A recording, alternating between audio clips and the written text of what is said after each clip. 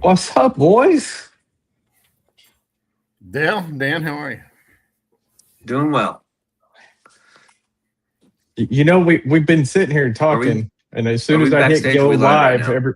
we are live, brother.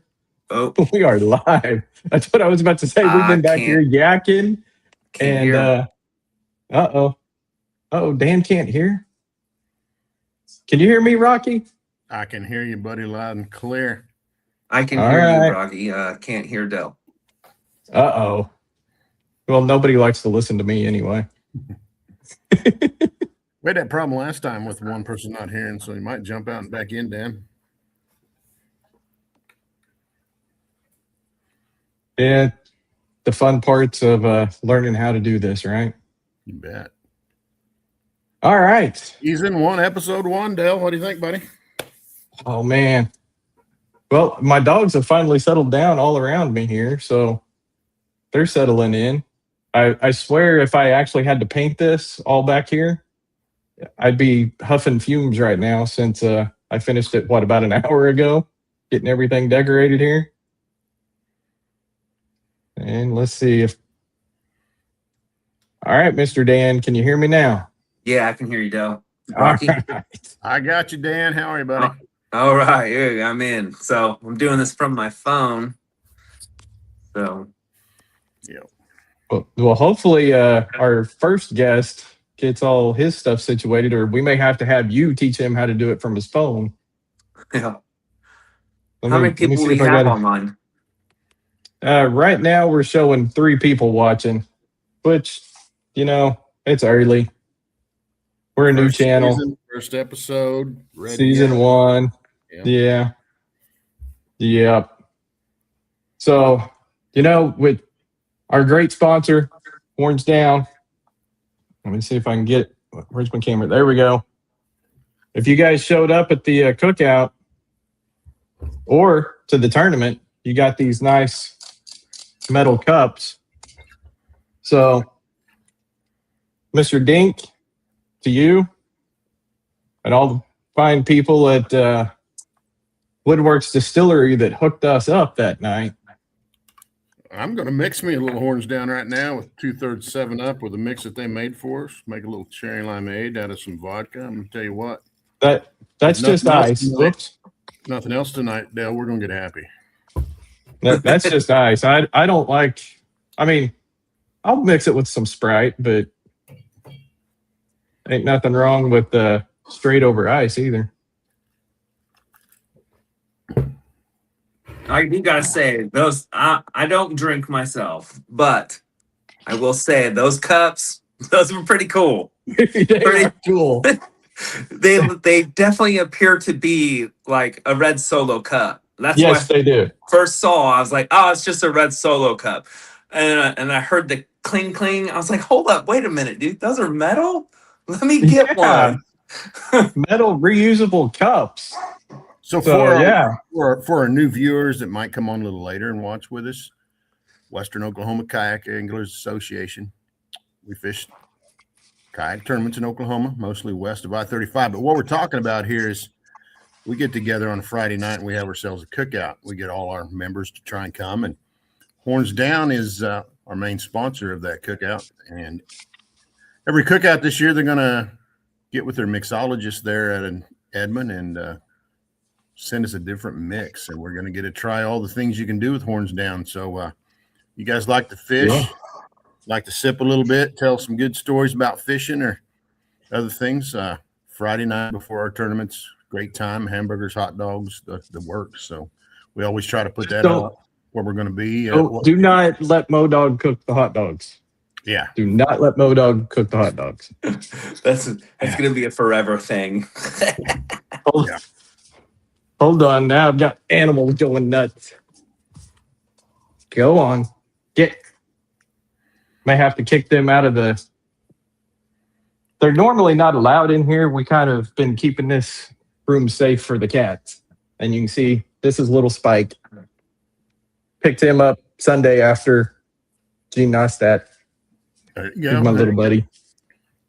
So, but yeah, so Horns Down, they got us what was cherry limeade? Cherry limeade, got it right here in the cup. Yep. And they asked me, they're like, so I assume most of your guys drink bourbon and beer. And I was like, yeah, that's what everybody drinks. And a bunch of you brought a case of beer and forgot about it when that Horns Down showed up. Yeah, I got to bring it home for next time. So yeah, they know they're trying to mix it right for us. And I can't wait to see what they come up with for Canton, Modog Canton. I want to see him jump all the way over to my house. That's right. So let's get into some news here. There's been some news over this past weekend. Did you guys catch this? Oh, of course, it'd be a cheater from Texas, wouldn't it? Yeah, them Texas boys cheating. They cheating during North Texas fishing tournament. Now, I've heard a couple of different things on this, that he stuffed 3/4 ounce weights in the fish, just like 3 of them. So he was gaining what? 1.5 ounces? Yeah, from the picture I saw, it looked like some tungsten weights. And I mean, from what you said, Dale, that's not even really a whole lot, and you're causing that fish a lot of harm. Yeah. That's what gets me. The 2 parts. 1, you're hurting the fish. 2, you're fishing these tournaments, man, and we're all anglers and we're trying to be honest, and you're disgracing kind of the sport, man. And the competitiveness of it. It's not that deep to win. Yeah, we all want to win, but we shouldn't be cheating or hurting the fish to do so. And people come up with new ways to cheat all the time. This guy had to have been a copycat from that walleye tournament. Yeah. Was it 18 months ago or so? Guys were putting 3 ounce weights in the fish. Yeah, big old lead sinkers. Yeah. Those were some big ones. Now I can't. So I kind of wanted to share a story. I want to share a story that Randy, I think it's Randy Blackout, Intuitive Fishing. So when the walleye story came out, he shared a story about this guy who cheated, and he didn't do the weights. What he would do is he would go and to the lake a week or so before, and he would put them in a plastic tote with a hole. Yep. And he would starve these big old fish. And his co-angler was like, something doesn't make sense. This guy can't really cast that well. And he's casting at the same spot over and over and over and over and over. And he would get the lid open and he would catch some big old fish. And the guy was like, this guy doesn't really know much about, reading the water, what presentations to use. And then finally he gets caught. But what ends up happening is that he says, there's nothing in the rules that says I can't do this. Which was, he didn't get in a lot of trouble, but he was asked not to come back because he found a loophole in the rules. Oh.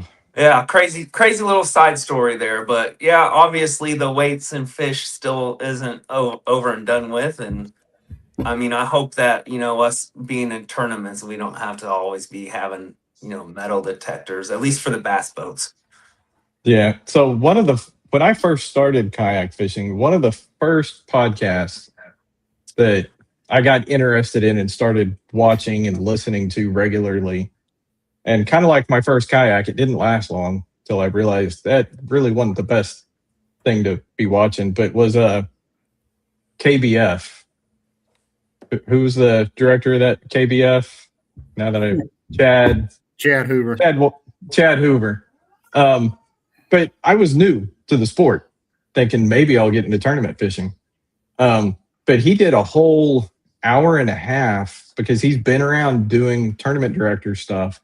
He did like 1.5 hours of all the ways he's caught people cheating, like literally to the detail how they cheated. And we've all heard about they cut a tail off, and that's why we especially this year, outlined it.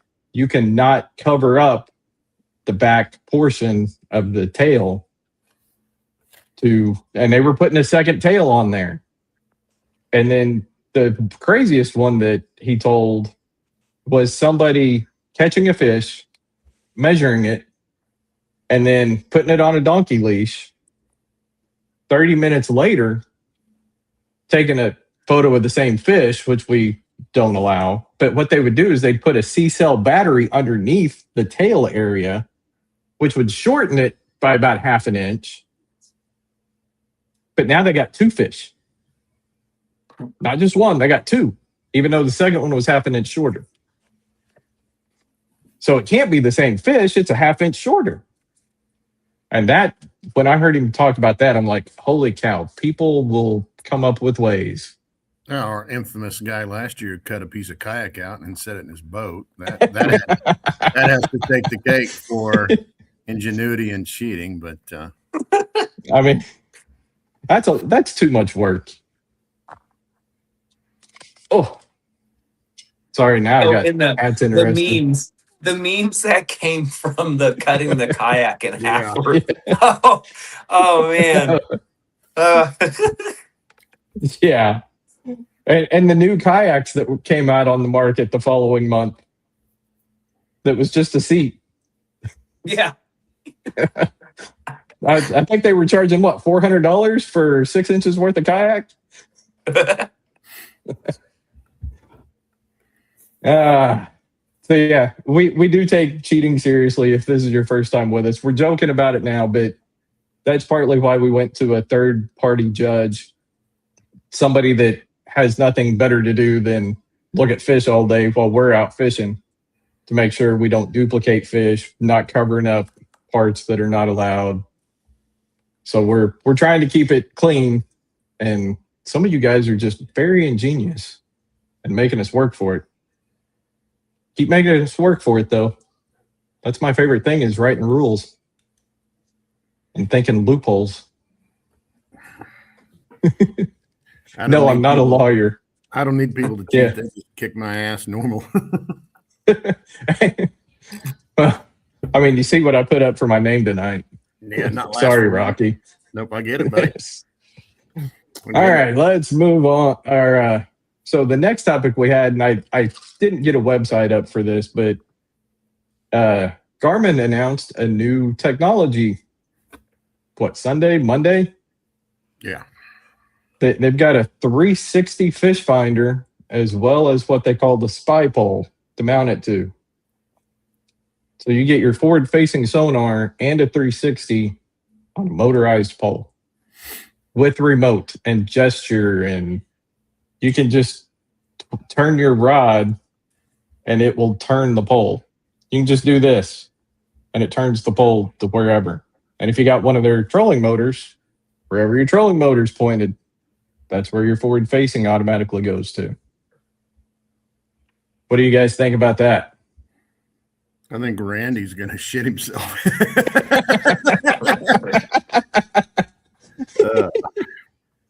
I think it's only going to put more fuel on the fire of forward-facing sonar in tournaments, and Garmin better sell all they can. But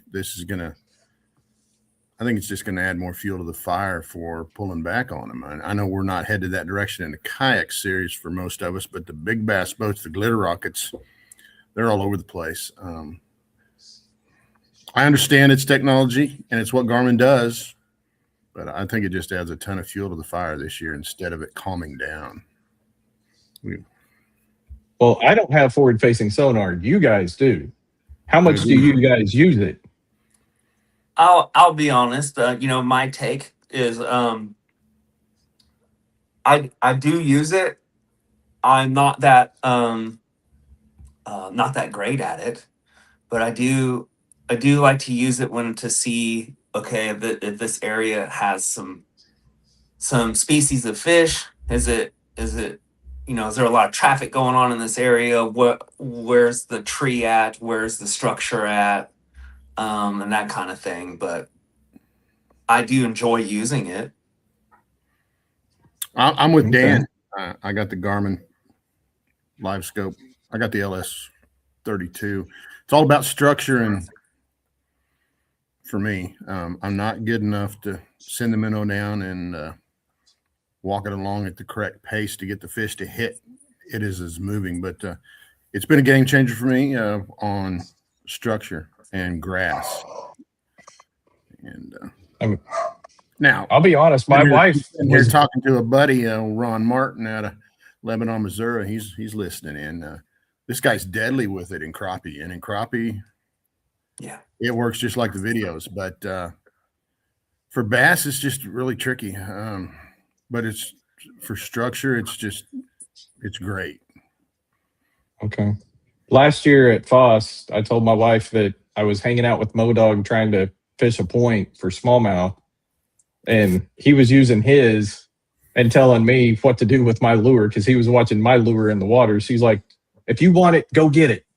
I was like, no, I want a motor first.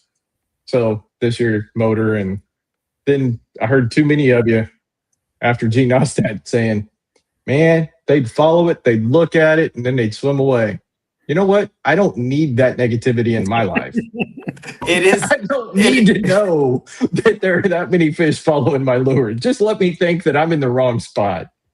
Yeah, that is Dale, you bring up a good point because it's pretty depressing when you see the fish and you see your lure and they follow it and then they just swim off.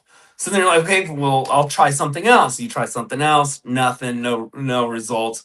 And what gets me is like, I don't even know if that fish is a bass that I'm messing with. That's what gets me. So a lot of times I'm like, I'm using this too much. I need to get back to what I know works. Searching baits, and then tearing apart an area. So that, I'll end up wasting too much time on the screen. Big Mike told me that as soon as I got mine, and I knew he had it. I think 10 Killer. We went to 10 Killer together for Bassmaster Kayak. And hey, Curtis, how are you, buddy? He's like, dude, you stare at that thing, it's going to make you a terrible fisher for a while. And then you got to get your brain to say, dude, look at the structure, see if there's a few fish, and then ignore it or it'll eat you alive. And next thing you know, it's 3:00, time to weigh in. Yeah.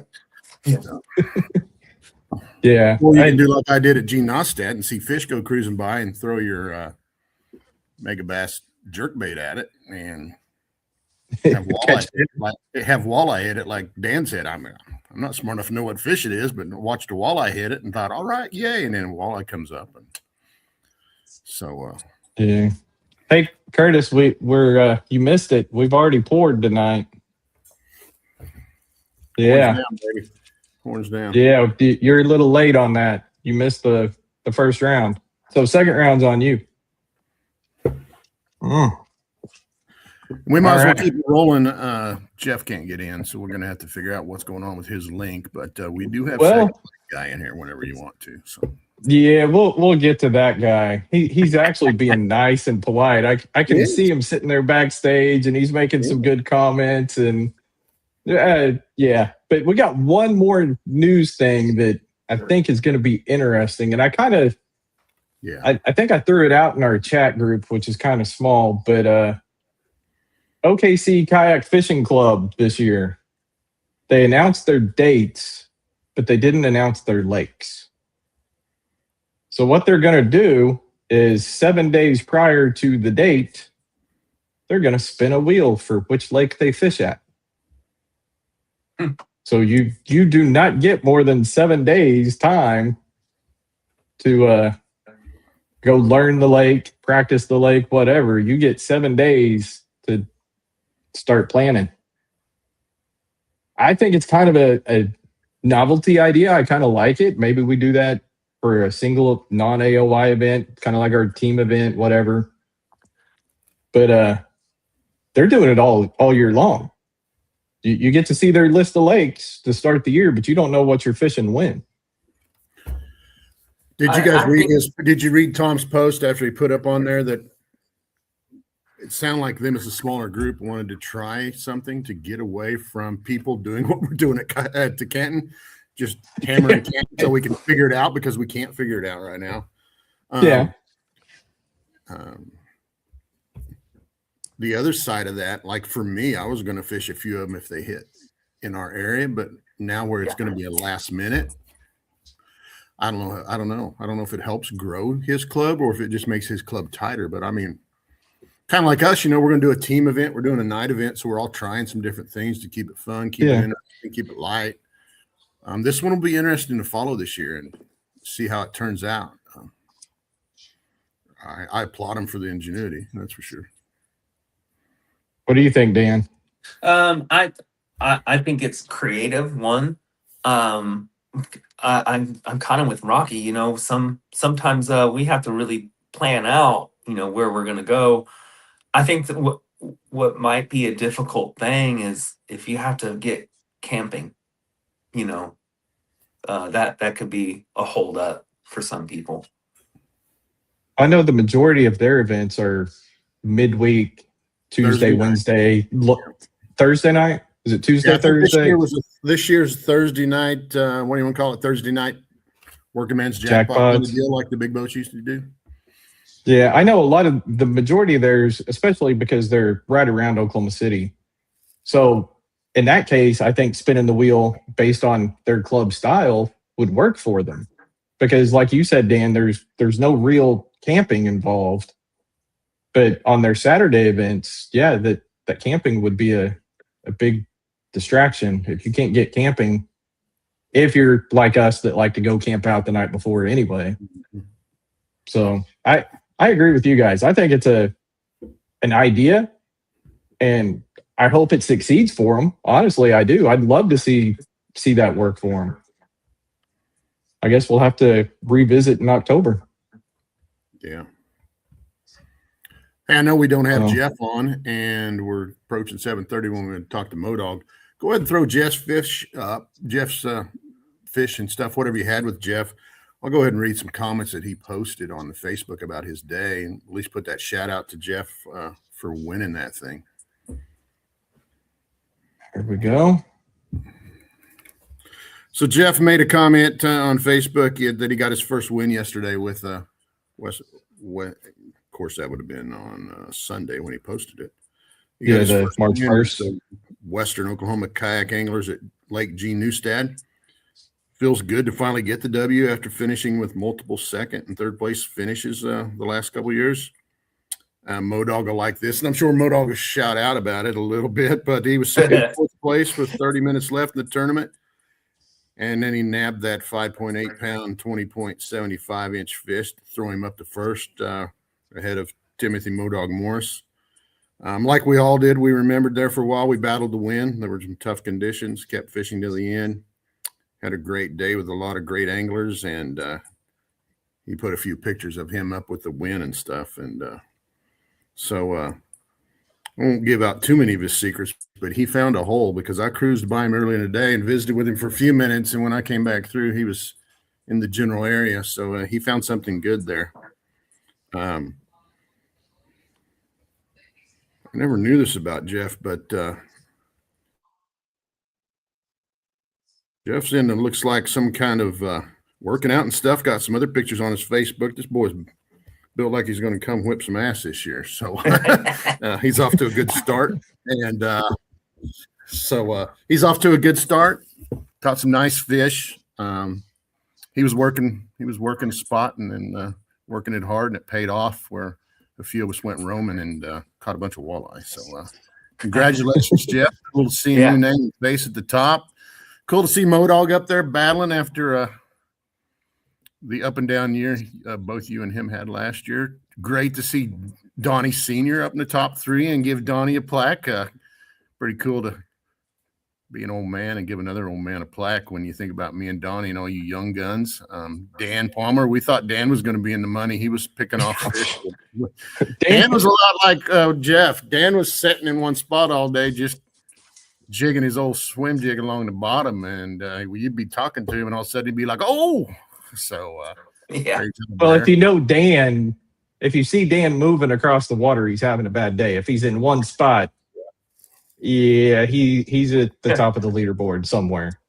Yeah, so for me, I was searching And then I finally found something that was hitting. I was like, okay, well, let's just ride this on out. And, then they just kind of disappeared and I went roaming. Yeah, old Brody Reed there who fished with us. Hopefully we see him some more there. I think he got 11th, but heck, he gave me a shout out the day after. He's like, I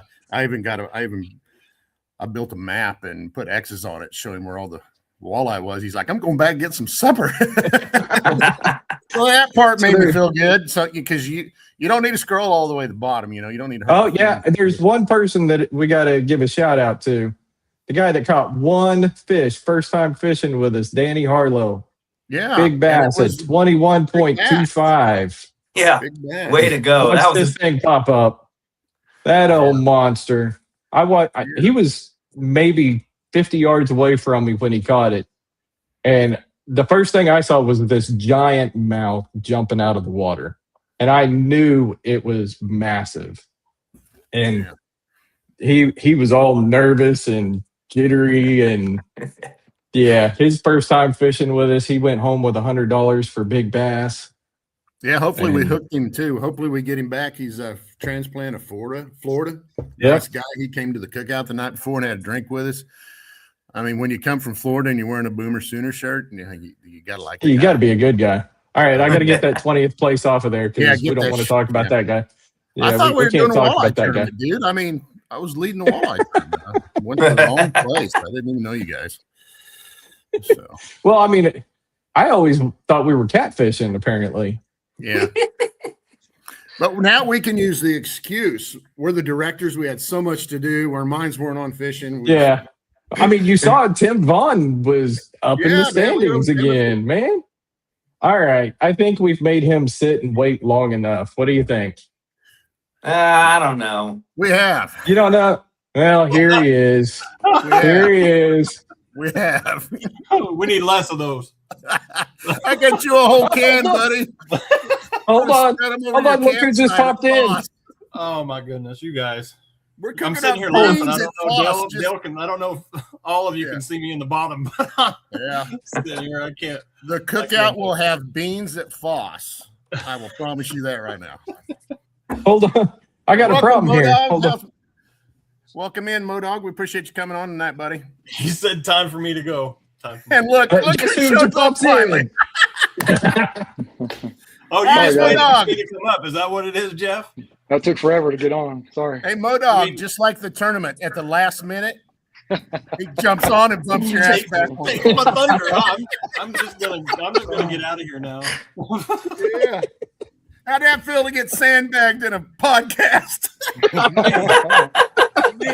I think he did it because I said over here when you said he was a bodybuilder and all this and all muscles, and I was like, I ain't scared. Oh, I feel like a brick shit house, man. I don't know how else to say it.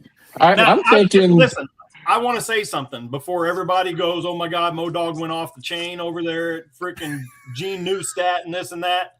I already explained to Jeff I was joking the whole time. I had no problem with it. Right off the bat, I thought, that he had sandbagged a couple of bass because I talked to him most of the day while I was over there. Matter of fact, my first two fish I caught, and I asked him if it was okay if I cut in front of him, and he was sitting in the same damn spot the whole time, so he had no problem with it. But I'm just saying, no, it was good.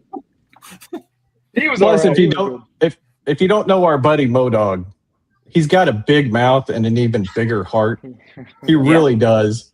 He just likes to mess with people. So, welcome in, Jeff. We just looked at all your fish.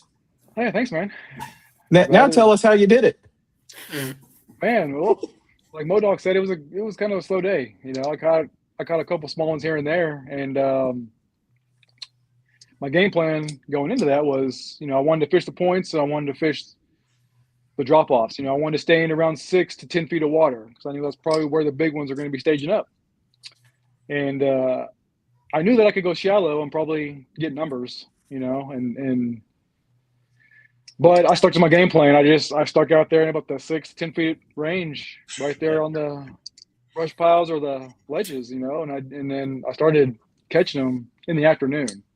The morning was really slow. I caught a couple small ones up shallow here and there, but stuck to the game plan, stayed in that 6, to 8 foot range, and started catching them in the afternoon. I got some good I'm ones gonna have too. to start. I'm gonna have to start following you and Dan around because you guys stick in one spot. You stick to your game plan. I don't stick to my game plan very well. But Yeah, like well, you said, I caught mine early, real shallow, in less than 2 feet of water, and yeah, by 10 o'clock, that bite was done, and you guys kept stuck to your game plan in the deeper water. yeah. Well, where I wanted to start, somebody was already there, and I was watching him first thing in the morning. And he was just reeling him in on this one point. Oh, So I hung out over there on the other point all morning long, waiting for him to leave. He left, and someone else showed up. And they had caught a couple. And I was like, God, I was supposed to be there. So then he finally left, and then I went behind him, and then I started catching them. And that was in the afternoon time. So that was around, I don't know, 11 or 12 o'clock, maybe, I was catching them. So everybody that was on that point was catching them. So even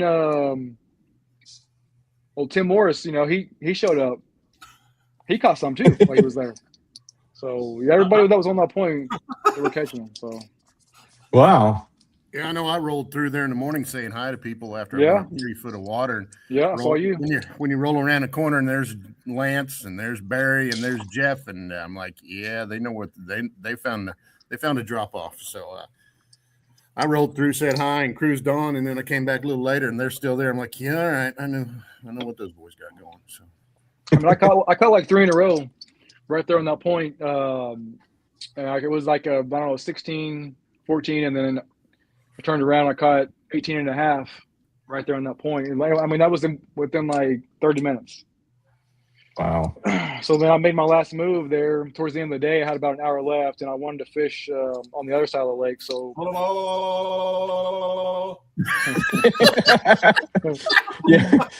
yeah, that hour. So we'll have to discuss this at the end of do we turn off the standings with an hour to go, or do we keep them on? Because I'm enjoying the fact that they got turned off. yeah, And poor Modog didn't know that you had leapfrogged him, and that's why I think they ought to be turned off. So we can discuss that later. But let's talk about that last bunch of fish on the dam. Had I known that I was not in the lead anymore, I would have turned around because there was a guy in front of me, not even, I think he was 50, maybe 50 feet in front of me, and he was just going down the bank the same way I was. I was like, I got, I'll catch whatever he doesn't catch. Had I known, I would have gone back down to the other end and came again because there was nobody fishing behind me. Well, maybe you need to stick to the Jeff and Dan method of fish to the bitter end and keep going. Well, I did fish to the bitter end. I just came back to the ramp at 10 minutes until end. yeah, you were bitter, all right. I had a bitter end, let me tell you. I was bitter. So Jeff, tell us about that final hour that made us all laugh with Modog. Listen, Dan was parked beside me when I was over there loading up, and I was all giddy and everything until you came over, Rocky, and I was like, what'd I get? And you was like, second. And I was like, that mother. It was funny because I checked the standings right before they got shut off. So I knew I was in 4th place. I mean, I knew I had 77 something. So I knew that I needed one big one. And hold on. You're telling me, because I didn't know this, you're telling me that with 30 minutes left, you went from 4th to beat my ass? Yeah, I went from 77. I caught that 20 and a half, or that's it. 20 per quarter. Yeah. 20.75, because I think 20, at that point in time, even Palmer was we thought Palmer was way up there too, and old Jeff sprung that big way out. Yeah, because I checked with 90 minutes to go, Dan was in 1st place, but 1st to 3rd were separated by a ½ inch. Okay, so I checked and I saw Modog was in 1st, and he had 84. So I knew I needed one last big fish, and I started to fish that little rocky point that dropped off to about 6-7 feet of water there, and there she was, just sitting there. I pulled it in as soon as I got on the boat. I was like, man, this is gonna be close, and I still didn't know that I had won. So I go all the way to the boat ramp. Still, I'm like, man, this is gonna be close. I don't know what he caught, so I like the standings off because, I like the build up of that. So that was pretty exciting, when I got up there and they had told me. I thought that was pretty cool. So, I mean, to keep the suspense on it, yes, but listen.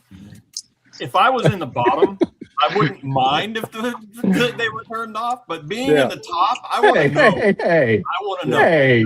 That's the whole, top 5 want to know. Yeah, no, I get it. Well, Modog, if So I did have you- a bad day at Gene, if I have a bad day at Canton like I did at Gene, those standings are going off at 8:30. If he's catching walleye, he's turning them off. Well, I So, hope Jeff, did you live scope that 20-inch bass, or No, I was just fishing then. I was just straight up fishing, just throwing a crankbait there, just going as fast as I could, Okay. Just a little flat side. Actually, I bought that lure on eBay because you can't buy those anymore. It's a Rapala flat side. So I bought it on eBay a week or two before, and it was a custom painted crankbait, red. And I threw it, for 15 minutes, and then boom, he just smacked it, so that lure cost me $21 for that flat side on eBay, but it was worth it. more than $1 an inch for the fish? Yep, it was worth it. So it's a flat side or a fret side? It's a flat side. They don't They don't make Rapala that stopped anymore. making these, yeah. So I bought it on eBay because I knew that they can catch fish. So I bought one and I tied it on there at the end, and they caught it for me. So what you're telling Yeah. me is I need to go back to the PX that has chick magnets on sale right now. Oh yeah, I need to go buy some chick magnets for Canton. stock up. how much are you going to spend on How much you giving me? I'm not giving you anything, but if you can just come to my house and get the ones that Oh, okay. I use. Oh, Yeah, okay. 'cause he's You got a red one? He's going to throw a chatterbait I mean, all I day. bought doesn't matter. I bought 300. I bought for 250. I probably got $1,000 worth of tackle from Zimmerman. So Yeah, that's right. He didn't want to move it to Arizona, or Alaska, so you bought it all before I could get over there.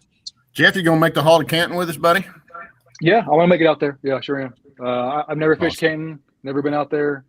So, Good. You can hate it with the rest of us. the southeast side is really good. The southeast side. Southeast side is the southeast side. dam. Yeah, southeast side. Really good. Oh, yeah. Go What do they call that? Lake Point Beach? Yeah, go over there. Change the name of Canton to Foss, so go there. yeah, I do Okay. like Fox. Modog.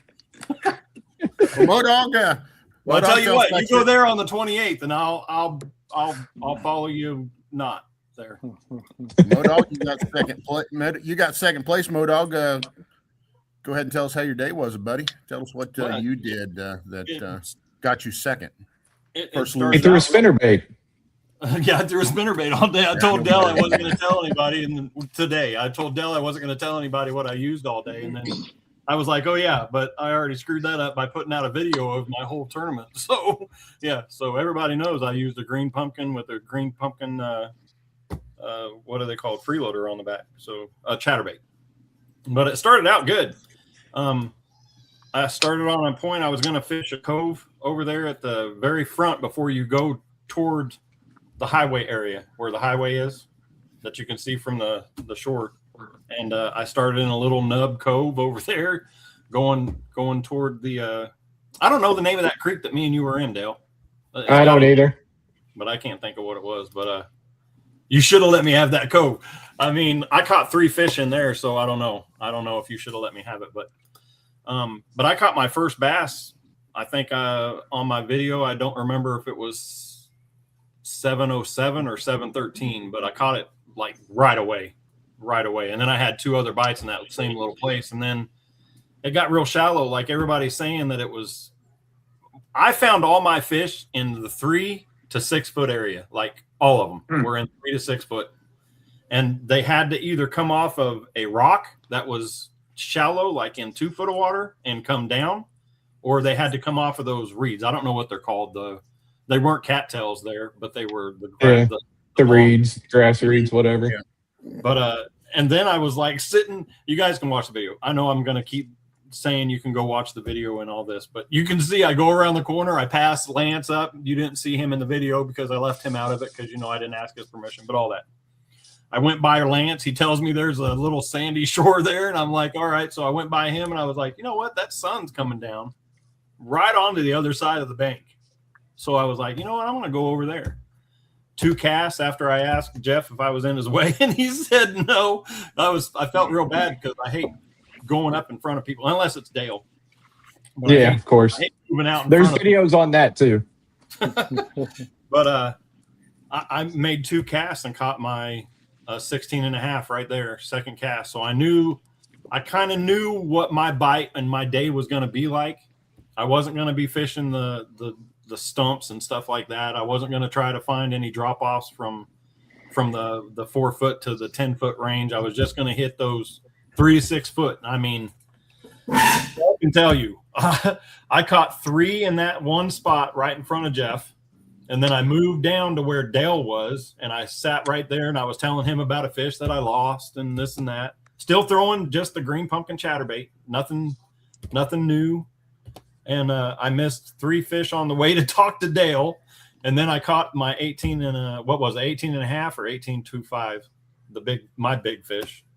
But after that, it was just that. It was just totally that. Nothing else mattered. And then from when you say your bite got good at 11 o'clock, my bite died at 11 o'clock. So from 11 o'clock until 1 o'clock, I had 0 fish. Wow. 1 o'clock, I went on the other side where he fished and caught that 20-inch. And I fished that same dang point.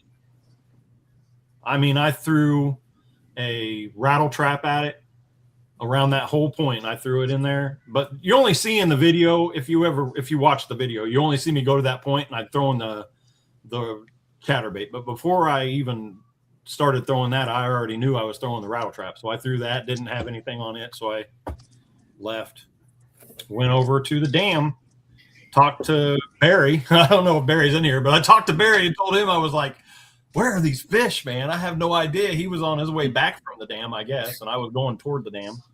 And I mean, it just lit up at the dam. I was catching, I don't even know how many fish I caught there. Quite a few. I caught like 10 fish off the dam, but most of them were, because my smallest fish at that point was a 15, was my smallest bass. So I just ended up going down the dam and just throwing, and I had my live scope on. That was about the only time I had my live scope on. And I threw over, before I went over to the dam, I went to that little cove where Donnie Jr. started, where I was going to start. And I threw over there. That's when the wind came up really, really bad. I mean, in the cove, it was horrible in there. So I spot locked. I had because there was a bunch of stumps and stuff in there. So I had my live scope on and I was pointed at this one tree. And I was like, what's behind me? So I turned it around and I saw this tree looked like a deer was in the water.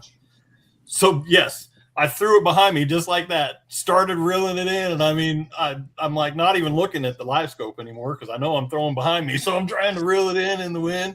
And finally I caught a 14.5. So I caught 2 fish in there. But over at the dam, I mean, it was weird because I turned the live scope on so I could see where the rocks met the bottom of the lake, where the dam met the bottom.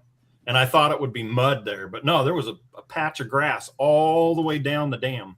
And then it went to mud after that. And I was just throwing right up on those rocks and letting it tick across that top of that grass. It was on from there. I just kept catching the biggest one I caught was the 17.5. And then I caught a 16 and 2.5. And then I kept catching 16s, and my smallest bass is 16. So I kept catching 16s and I couldn't get them to stretch. Man, let me tell you, I kept trying to push down on that bass while it was on my board to get that tail to come out a little bit. It just wouldn't work. But I had a great day. I'm not, that's the best that I've done in the tournaments.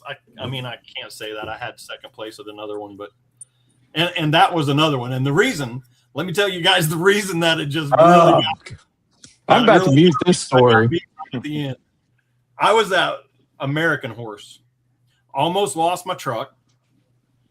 almost got electrocuted by lightning, did not get out of the water when the whole other rest of the anglers got out of the water because I was so far down on the end of American Horse that I had no phone service, so they couldn't call me and tell me that I was so I was fishing through this whole rainstorm, led the tournament all day until 30 minutes left. 30 minutes left, and I got beat by half an inch. Well, the part of the story you left out there was you were trying to get me to catch one fish. I was trying to get him to catch a fish, and I was fishing behind him and letting him, because I was already we started it because of the storm. We started at 8. By 8:15, I had 5 bass already. I was already looking for bigger bass. I kept finding them, but Dale found me later on in the afternoon, and we're riding down, and I'm behind him, and I'm like, just go fish. And everywhere he would fish, I would tell him there was a fish.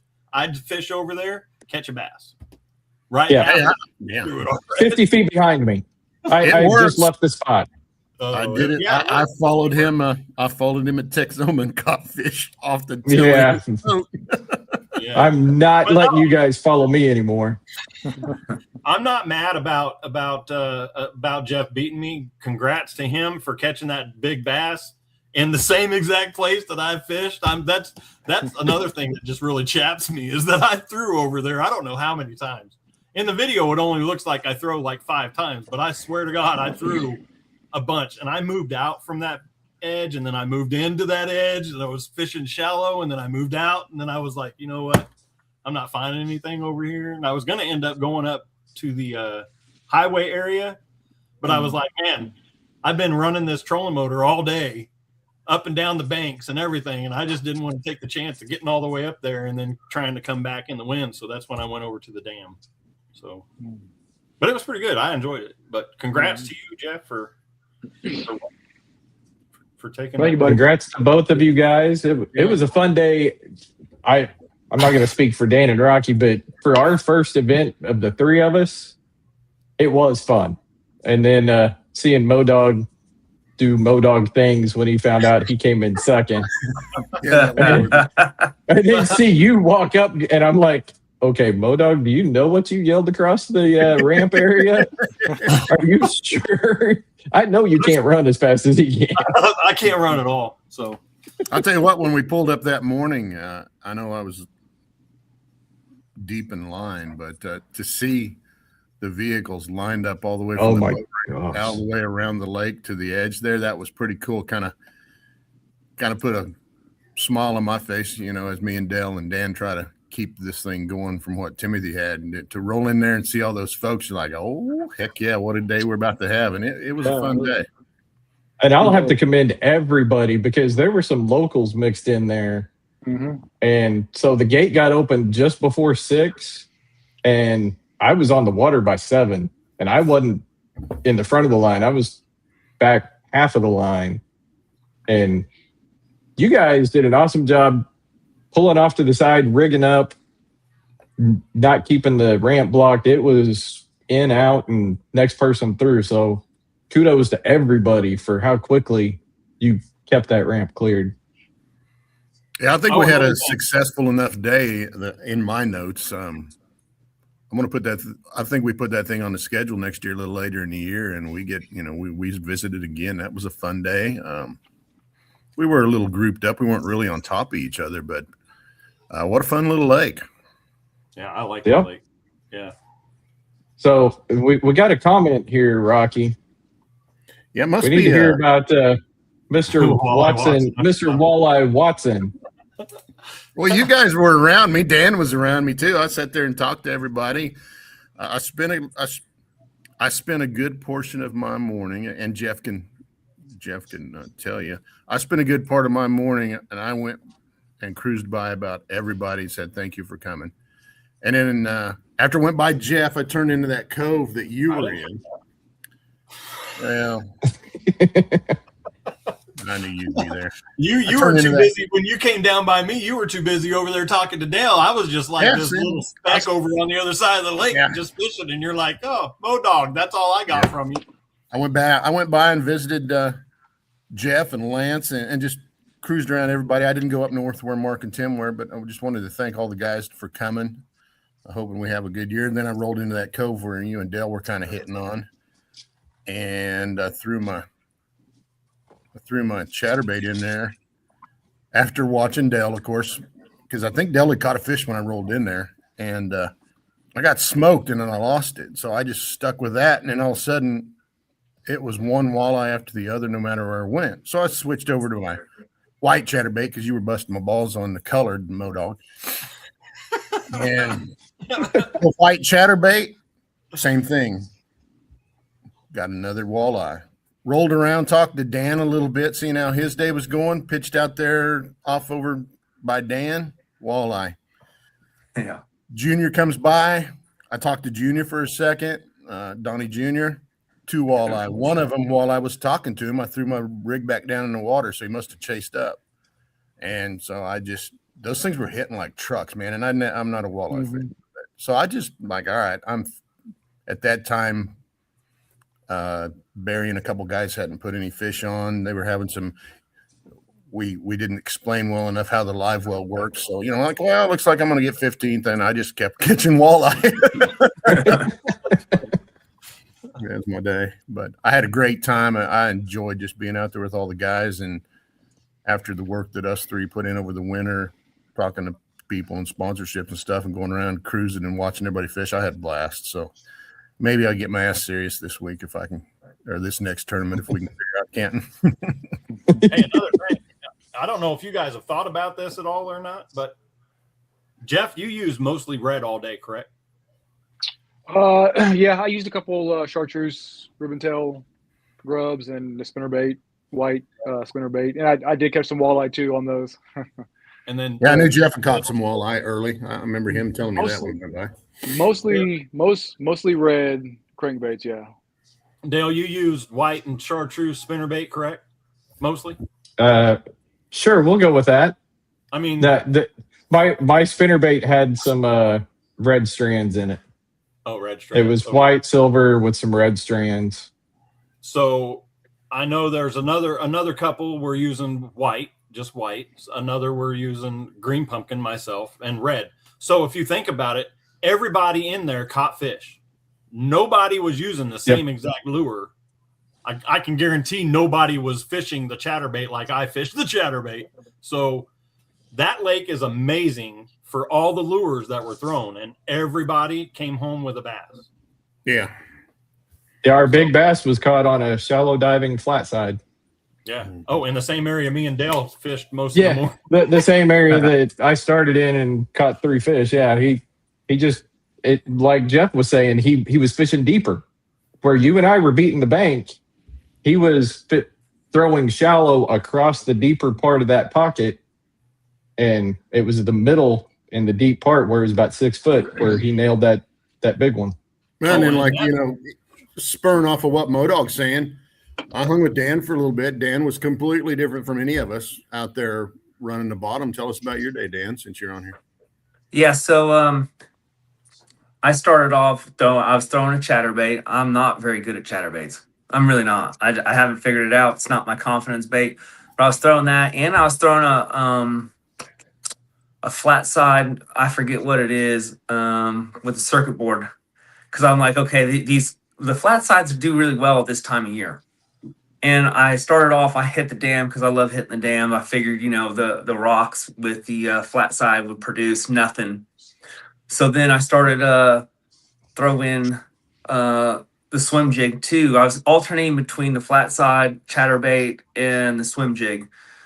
And I was just alternating all 3 of those to figure out something. And then I get back to, I don't know where it was. It was kind of off in some cove. And I was throwing the swim jig, and boom, I found one. I was like, okay. So, and just like Jeff was saying, it was around 6 to 10 foot range. Once I caught that first fish, that kind of gave me an indicator of where I need to be at, because I was busting the bank with nothing. And then 6 to 10 foot was working. And then I just parked on spot lock and was just, going. And then I'd move about every 10, 15 foot using that swim jig. And I caught a decent fish. I was like, oh man, this is awesome. And then they just kept getting bigger. I was like, oh my God, dude. And at one point I was like, I might have the big bass because I forgot how big it was. But I was like, gosh, dang. And then I caught wind about, someone was telling me about the other. I was.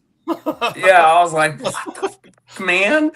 And I had I think it was 11-inch fish. Man, I'm telling you, if I just would have called that sucker, man, I probably would have took the W.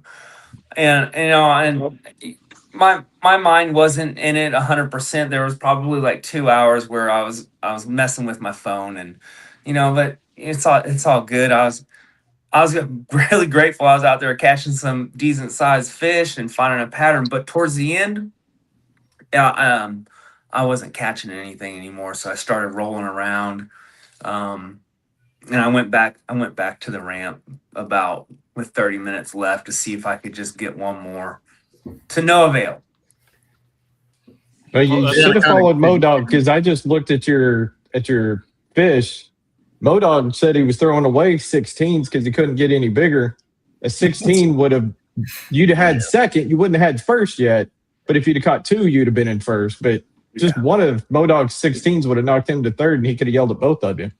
Oh, man, I was so many 16-inch bass over there at the dam. It's crazy. And then I rolled around to the north end there towards later in the afternoon when the wind picked up. Senior was over there in a little spot tucked in, Texas jigging, and he got third. So everybody had different stuff. It's pretty awesome. Lake, there's Senior right there talking about it. Yeah. What a crazy place to just. Everybody had their confidence bait, and everybody was ripping lips. I was just ripping long lips with teeth, but that's all right. I mean, I had a blast. I had a great day, and just the last 30 minutes was the killer. And like you said, yes, I blame myself because I thought I had it in the bag. Should probably never do that. It's just one of those. The nearest person to me wasn't catching any other bass, and I think it was like a long time before they had put anything on the board. So I just thought I had it. So I even messaged Dale. I was like, hey, the thing's turned off. I can't even see what's going on right now. And he goes, well, with 30 minutes left, it turns off, so you can't like blah, blah. And I was like, well, that's what I ever heard in my life. I remember when we got off the water or close to it, or it was sometime during the tournament. I was telling Modog, I was like, well, there's a lot of times, man, in a lot of these tournaments, they don't, some of the anglers don't turn in their fish until about the last minute. And then Modog was like, they better be turning in them fish as they catch them. That's bullshit. That's why he yelled at you, Jeff. We were already out of the water. We were sitting over there putting our kayaks away. Yeah, and I always upload mine as soon as I catch them because I like to know where I stand, and I like everyone else to know where they stand. So I always try to upload mine as soon as I catch them. Hey, I caught 3 early that day, and I think I was in 5th place in the first hour. It made me feel good or maybe I was 4th. I've never been that high in the standings. I felt great until the rest of you started catching fish and uploading, and it was the fast slide down. But I know I talked to Senior and Junior afterwards, and they had some family members watching. So I'll probably, unless anybody just loves it, I'll probably let it roll the next time. That way, everybody can see right up to the end, and maybe Modog will calm the hell down. But. Man, how about this? How about we turn it off in the last 5 minutes? That way nobody absolutely knows who won until we announce it for awards. Now that'd be fun. I can get with that. Because I'll be honest, you guys looked pathetic in the awards ceremony.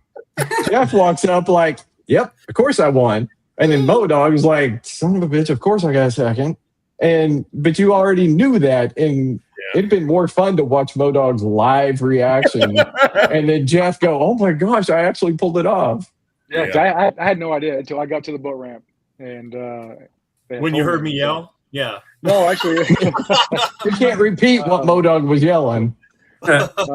Yeah, I got up Sunday morning and went to church after Modog's deal.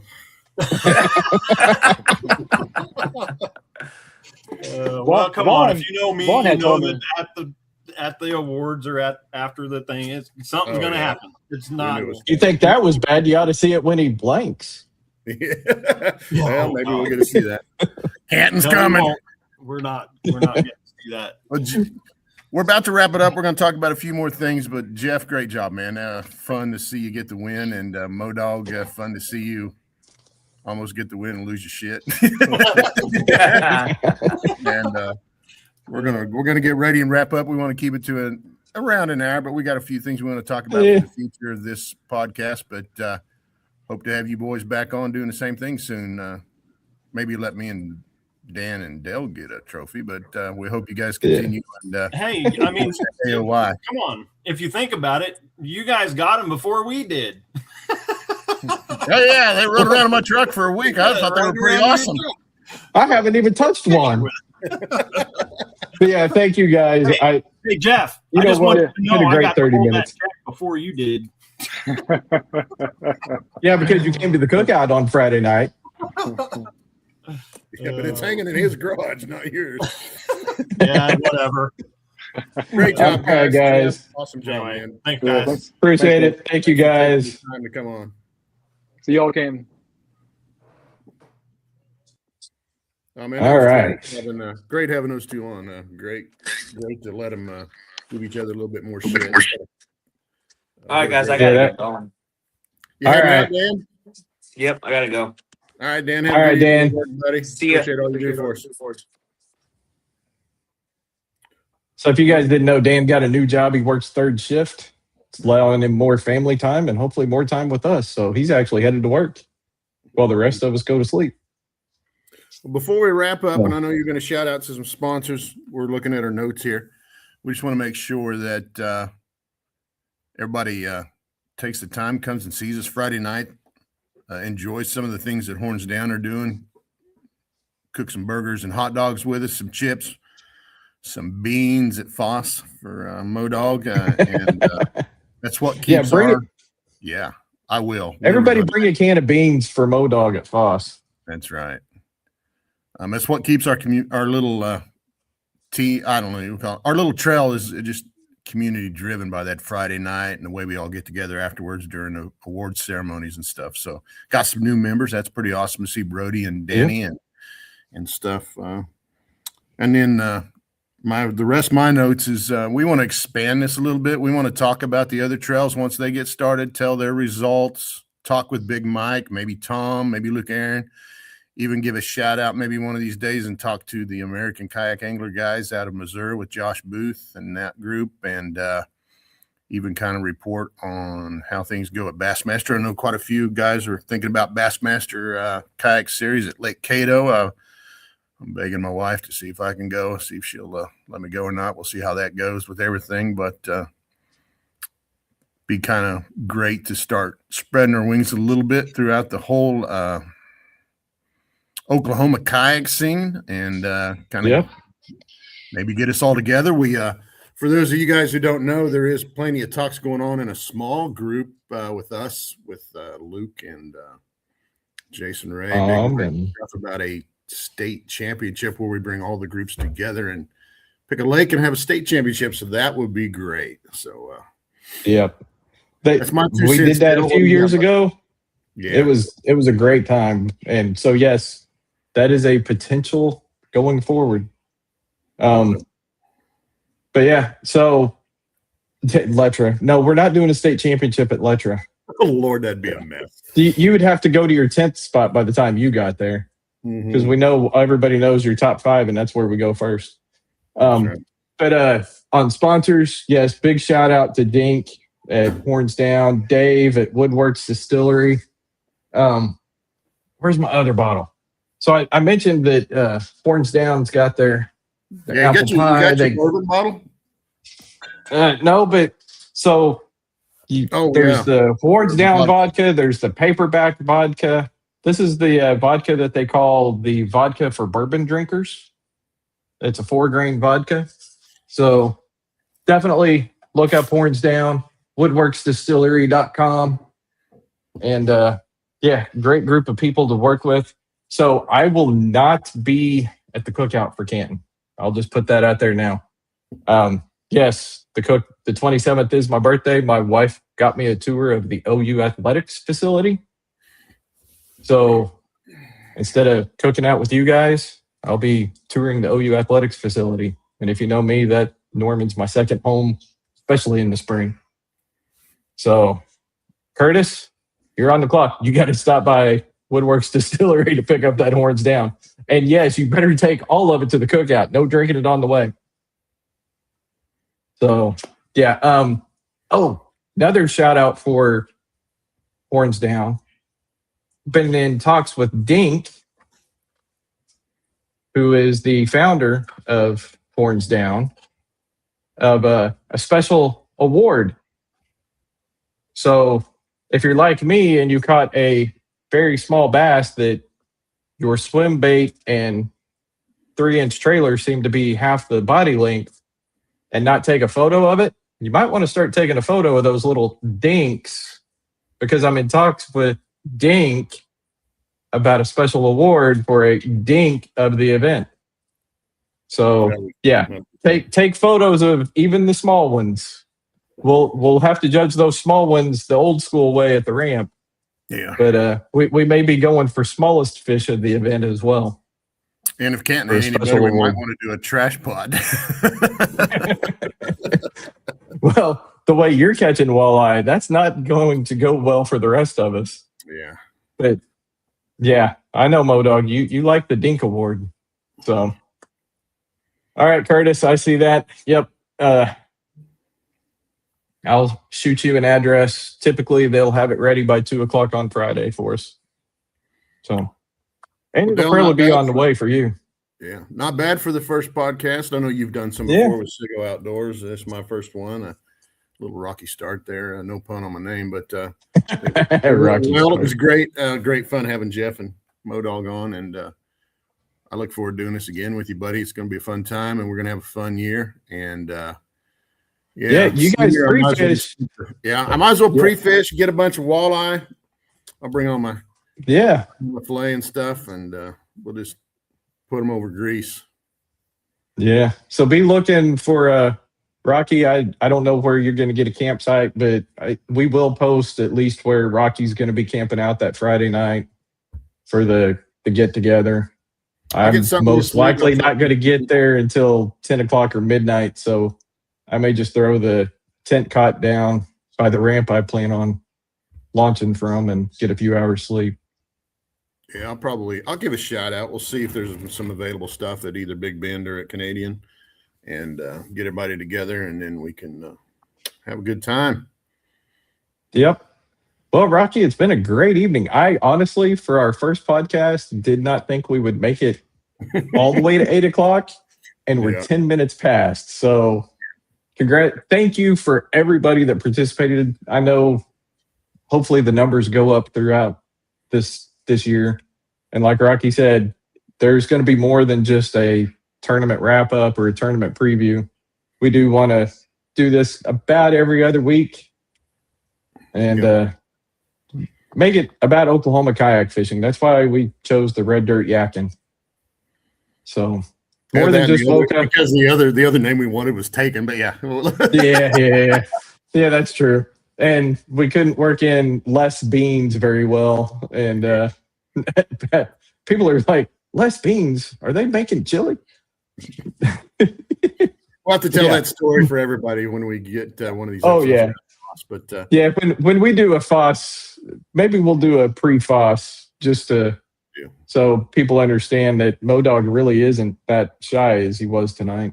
Yeah. But yeah, thank you all very much.